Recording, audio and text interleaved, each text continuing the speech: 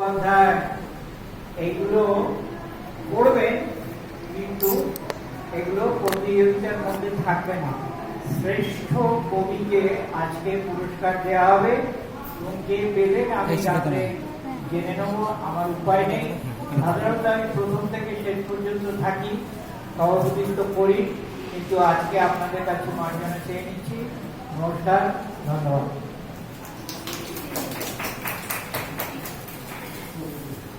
একটি বিশেষ ঘোষণা। আপনাদের মনে আছে আমাদের বৈশাখী সংখ্যায় যারা কবিতা পাঠ করেছিলেন, যে সর্বশ্রেষ্ঠ হয়েছিল তাকে তো আমরা পুরস্কার দিয়েছি, কিন্তু আমাদের সভাপতি মহাশয় ডক্টর সমানন্দ ঘোষ মহাশয় ঘোষণা করেছিলেন তাদের ছাড়াও তাদের মধ্যে সেরা 20 জনকে উনি পুরস্কার ঘোষণা করেছেন।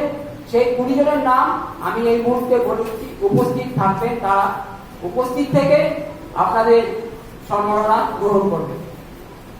অরুণ কুমার সাঁতরা, বিকাশ সাহা, অনিলচন্দ্র শিকদার, গৌতম সমাজদার, ত্রিদিবেশ দে, রবিশঙ্কর পাল, বিক্রমজিৎ ঘোষ, সুধীর ধারা, আশিস হালদার, শেখ মনিরুল ইসলাম, দেবাশিস কর, বাসুদেব পাল, স্মৃতিকণা চট্টোপাধ্যায়, অরিজিতা ঘোষ, আমি কল্যাণী, সোমা গাঙ্গুলি, কৌশিক মুখার্জি, অঞ্জনা ব্যানার্জি, সোমা গাঙ্গুলি, রঞ্জন ভাওয়া। এই 20 জনকে আমরা গত বৈশাখী সংখ্যায় আমাদের সভাপতি সমন্বনাথ মহাশয় বলেছিলেন যে তাদের পুরস্কৃত করবেন 20 জনকে। সেই পুরস্কার আজকে আমরা দেব। তবে আমি প্রথমে উনি চলে যাবেন বলে একজনের নাম বলছি, উনি অত্যন্ত একজনের হাতে পুরস্কার দিতে পারলে খুব খুশি হব। অরুণ কুমার সাঁতরা উপস্থিত থাকলে আসবে। বিকাশ সাহা, আমি আছি। আচ্ছা আচ্ছা, ওনার প্রতিনিধি পাঠিয়েছে।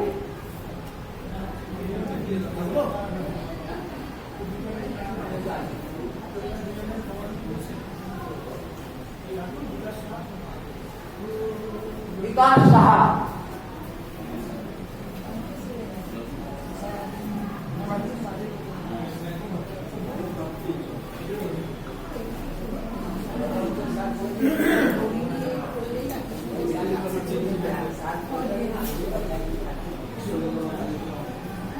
খুব ভালো লাগছে। মানে আমি জানি না, আমি নিজেও জানি না আমি কেমন, মানে কিরকম আবৃত্তি করি। আমি খুব একটা ভালো আবৃত্তি করতে পারি না। তবে বাদলকে অনেক অনেক ধন্যবাদ যে আমাকে এত এত বিশিষ্ট মানুষের মধ্যে আমাকে বেছে নিয়েছে। আমি সত্যি খুব ভালো লাগছে, নিজেকে খুব ভালো লাগছে, এবং স্যারের হাত থেকে পেয়ে নিজেকে আমার ধন্য মনে হচ্ছে। আরো ভালো করার চেষ্টা করবো, এইটুখানি স্যারের কাছে আশীর্বাদ দিচ্ছি। আপনারা একটু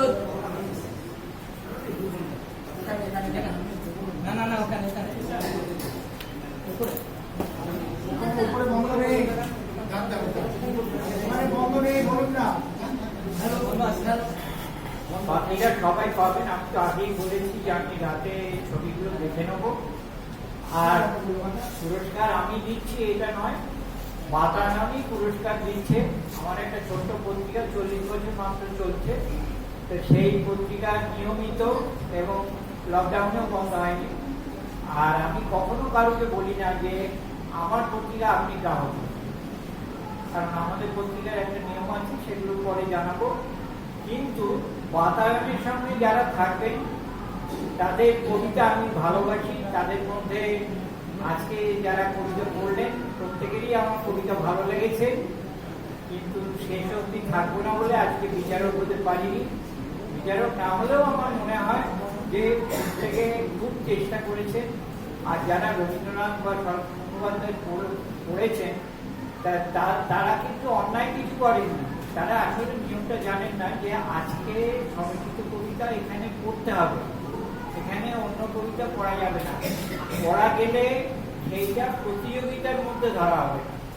আমার এখানে 3 জন বিচারক আছেন, তারা বিচার সুন্দরভাবে করছেন, আমি লক্ষ্য করে গেছিলাম এবং অনেক সময় বলেও দিয়েছি যে এরকম করলে ভালো হয়।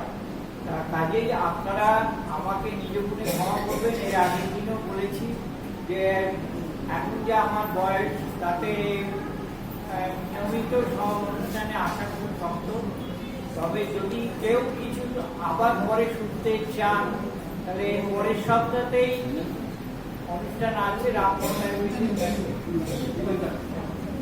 বিকেল 4টে, সেখানে নিশ্চয়ই দেখা হবে। নমস্কার, ধন্যবাদ। অসংখ্য ধন্যবাদ সভাপতি ডক্টর সরঞ্জনাথ মহাশয়কে। উনি আমাদের বাতায়ন সাহিত্য বলতে অঙ্গাঙ্গিভাবে জড়িত। সোমা আঙ্গুল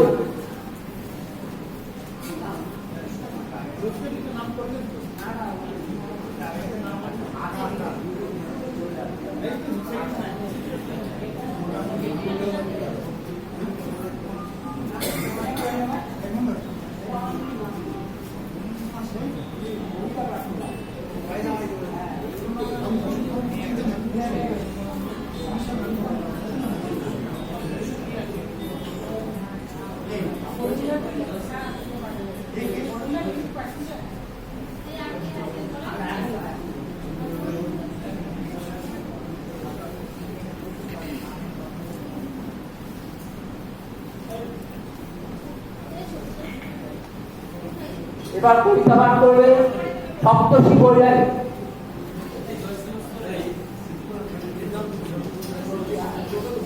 মঞ্চে থাকতে বলছি, আমি সবাইকে বলছি যে আপনার নাম রাখবো, আপনারা মঞ্চে থাকুন।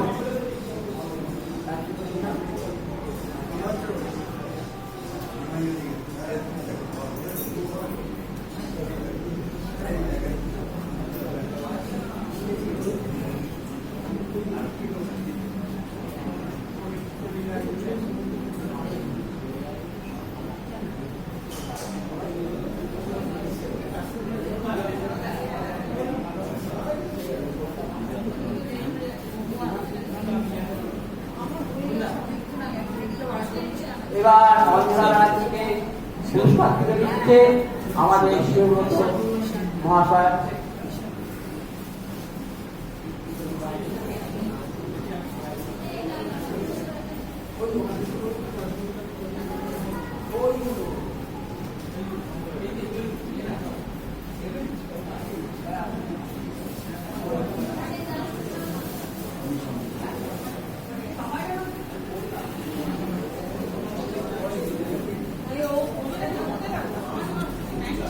এবার কবিতা পাঠ করবে স্মৃতিকণা মাইতি। নমস্কার।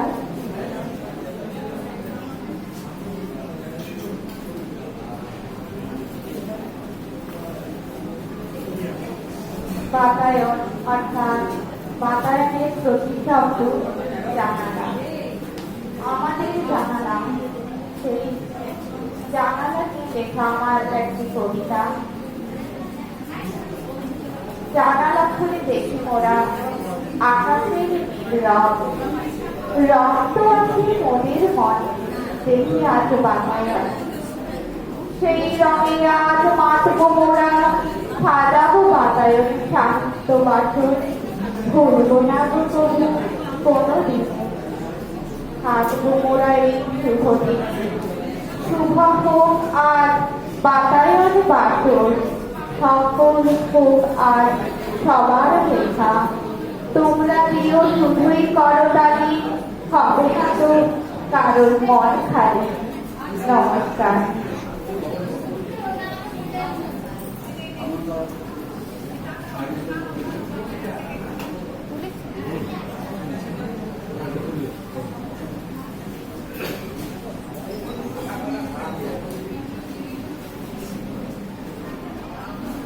ভোগদান পাড়িয়া, মৌমিষ্টি মণ্ডল, মেঘলা ঘোষরা, মাধুরী সাহা এরা উপস্থিত থাকুন। মঞ্চে আসুন ভোগদান পাড়িয়া।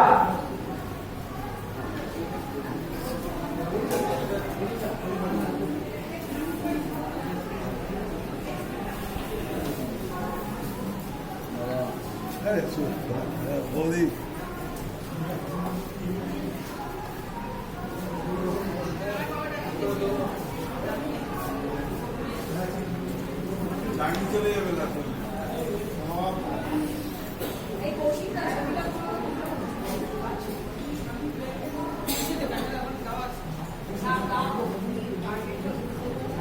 ফাগুনি উদাস হাওয়া, কবি প্রজ্ঞাপারিজাত। উদাসী হাওয়ায় উঠছে হারানো সব স্বরলিপির আঁচল, চেয়ে থাকি উদাসীন হয়ে, দেখতে দেখতে উদাসী হাওয়া খামখেয়ালি বাতাস ভিজিয়ে দিচ্ছে সমস্ত মানচিত্র, অলিগলি রাজপথ। ভেজা পাতায় উঠছে প্রজাপতি, বৃক্ষলতারা হয়ে ওঠে আরো সবুজ, কলঙ্ক আর অবৈধতার কাম, অন্তর্ভেদী রক্তস্রোত বারুদের মতো মিশে যাচ্ছে কখনো বা অনবদ্য ঝড় রূপে অস্থির চোখ, পাগলি উদাস হাওয়া। নমস্কার, ধন্যবাদ, ভালোবাসা।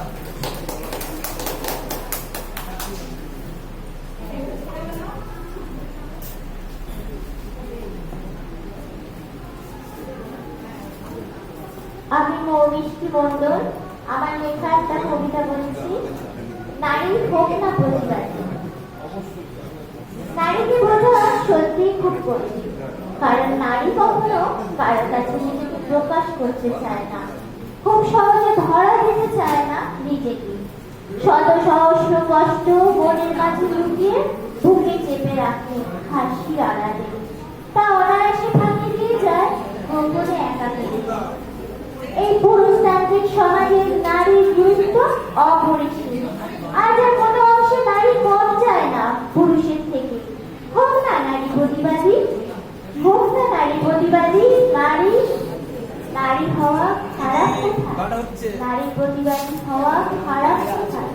প্রতিবাদ করে যদি নিজের আত্মসম্মান রক্ষা করতে পারে, তাহলে সে নারী গর্বিত সবার কাছে।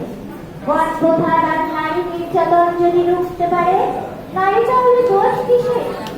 রণদেহী রূপে যদি অসুখ ভ্রমণ করতে পারে, তাহলেই বা ক্ষতি। আর বিড়ম্বনা হয়ে যদি পরাধীনতার শিকল ভাঙতে পারে, তাহলেই বা ক্ষতি। হোক না নারী প্রতিবাদী, হোক না নারী প্রতিবাদী।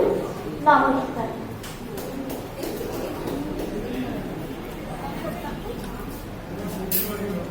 মঞ্চে উপবিষ্ট গরিবদের জানাই আমার আন্তরিক শুভেচ্ছা, আগত সকলকে প্রীতীয় শুভেচ্ছা। স্বরচিত কবিতা পদ্ম রেখেছে। দেখি জীবন জুড়ে চলতে থাকা সংস্কারী আছে গল্প শত, এই শত হাজার নারী। চিঠে বলতে যাবে এক পলকে যাতন কথা, সুখ জ্বালিয়ে কাটি আমোদ দেখে সরিয়ে দেখা। রোদ ভেজাইল বৃষ্টি হওয়া খুশি মেঘে, ফুল ফুটবে মনে ফুলের ছোঁয়া উদান দেখে। ঢেউ উঠবে শুধু নদীর বুকে আকর্ষণে, আমি মুক্তি চেয়ে বিভোর থাকি উচ্চারণে। নীল আকাশ জোড়া তারার মেলা প্রথম কাটে, তুমি কদম রাখো আশার আলো রং যে বাঁচে। ভুল নয় তো মোটে পদ্ম ঋতুক্ষণ আর শেষ, পরে কেমন ছড়ে বিহাগ সুরে দেখার শেষে।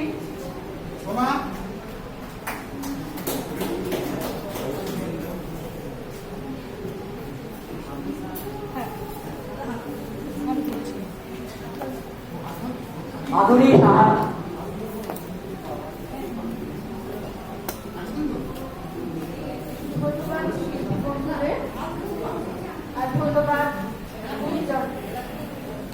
আমি স্বরচিত কবিতা একটা পাঠ করছি। আমার কবিতার নাম কবিতার কাছে। কবিতার ডাক পেলাম পাহাড় চূড়ার দিকে, আমি উঠে থাকলাম পাগল ধরে চড়াই উঠরায় ঝাড় জঙ্গল এসে চলেছি কবিতার কাছে। ছায়া আমাকে বসতে দিয়েছে, গান শুনে ঘুম পাড়ে। বন্ধু হয়ে ছায়া আমার সঙ্গী ঝর্ণার কাছে আকণ্ঠ ভিজে দিয়েছে। ঝর্ণা আমাকে উৎসাহ দিয়ে বলেছে, এগিয়ে যাও ছন্দকে নিয়ে। একটা রামধনু দেখলাম, এক চূড়া থেকে অন্য চূড়াকে যুক্ত করেছে, অপূর্ব সেরকম। আমি মুগ্ধ হয়ে রইলাম, দেখলাম মেঘ বাতাসের খেলা। প্রশ্ন করলাম, তোমরা নিরামিষ না কুয়াশা? মেয়ে উত্তর দিল, ধানের শিশির অথবা সবুজ ঘাসের উপর সে শিশির কণা। চিরহরিৎ গাছগুলোর ফাঁক দিয়ে কিরণ টনে এলো। আমি দেখলাম শত শত কবিতা ফুটেছে পাহাড় জুড়ে। চমৎকার তাদের বর্ণ, চমৎকার তাদের রূপ। আমি মধুর হয়ে মধু আহরণে মত্ত হলাম। নমস্কার।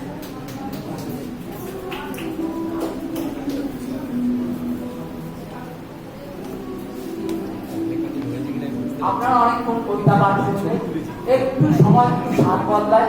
আমি শিবুদাকে বলবো কিছু কয়েকটা গান শোনাবো।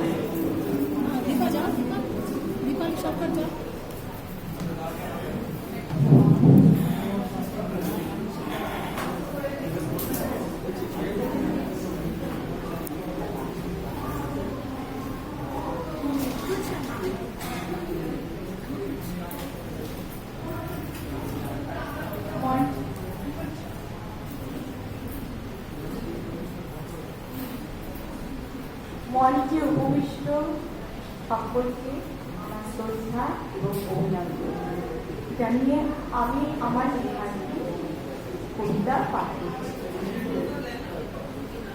নারী পুরুষের মূল্যায়ন। নারী পুরুষে এত ভেদাভেদ সৃষ্টি হলো কেন? নারী যদিও সর্বই সভা, পুরুষেরও অবদান কম নয় যেন। নারী অবশ্যই রং হয়ে পশু, তবু পুরুষের রেস্তোরাঁয় রাধে। নারীর বিয়োগে পুরুষ কিন্তু হাত তাড়াতাড়ি নয়াক্ষর বাঁধে। পুরুষের সহানুভূতি পায় যদি নারী, সংসার করে ওঠে সুখে। দশভুজা হয়ে সংসার নারী সামলায় হাসি মুখে। নারীর অবাধ চাহিদা যদি ক্রমাগত বেড়েই চলে, পুরুষ তখন অপারগ হয়ে অশান্তির অনবে চলে। দৈহিক ভেদে নারী পুরুষ ঈশ্বরেরই সৃষ্টি। পুরুষকে দিয়েছেন শারীরিক বল, নারীর পুরস্কার অনাবির।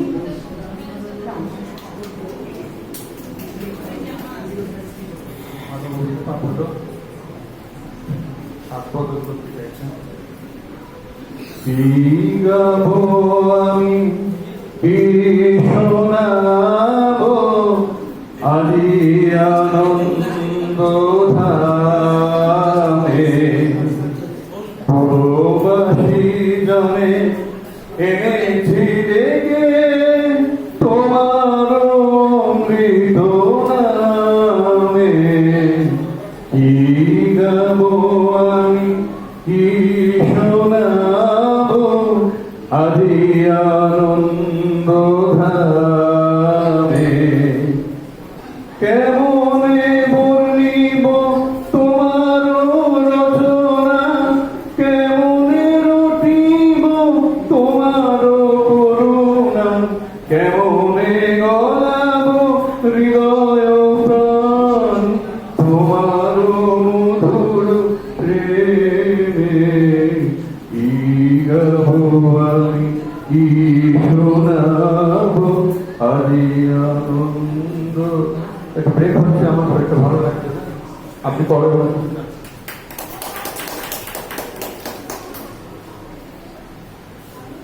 খুব সুন্দর একটি গান গাওয়ার সুবিধা। এরপরে সপ্তমী করলেন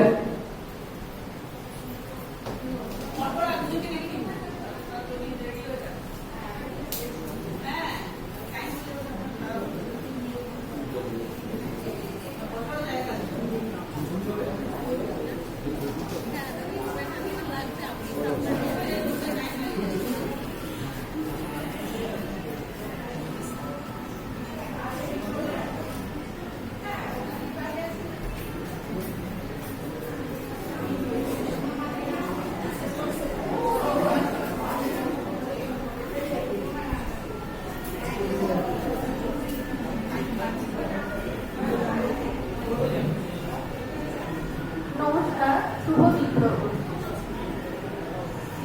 পাড়ানি মাটি পিসি ভুলিয়ে সোনার কাঠি, ঘুম ভাঙালো ওপর এবার ডাকছিল অলস সবুজ অলস মধুর সজল মেঘ ছড়িয়ে ছড়িয়ে আকাশ ভরে, বৃষ্টি ধোয়া সবুজ মাঠ ডাকছে পুজোর সুরে। পদ্মদিঘি ভরসা বাগান কাশফুলের ওই বন, বুনো ফুলের গন্ধ ছড়ায় ভরায় অপুর মন। গাজনতলার মেঠো সুর চেনা পাখির গানে, মাঠ পেরিয়ে ছোটে অপু রেলগাড়িটার টানে। গহন দুপুর ঘুঘুর ডাকার দিদির পুরনো আমি, নিঝুম রাতে মায়ের মুখে রূপকথাটা নামে। নদীর ধারে ঘাসের বনে রেলগাড়িটার পথে ছড়িয়ে আছে আজও অপু দুর্গা দিদির সাথে।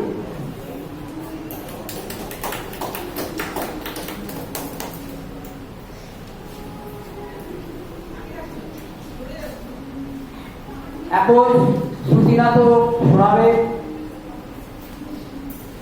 অঞ্জনা ব্যানার্জি ও শোভা গাঙ্গুলি।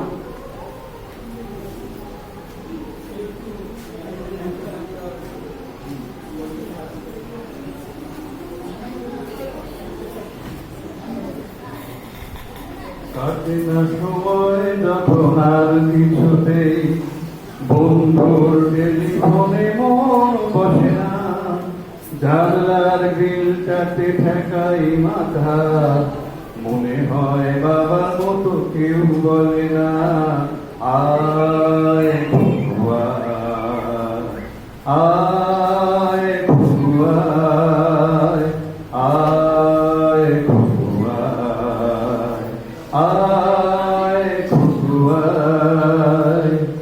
এবার তুমি নাটক শোনো।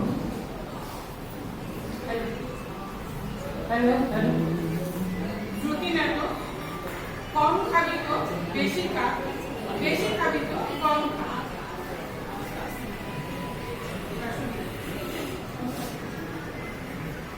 বলি ও বৌমা, 10টা বাজতে যায়, কখন হাড়ি বসবে?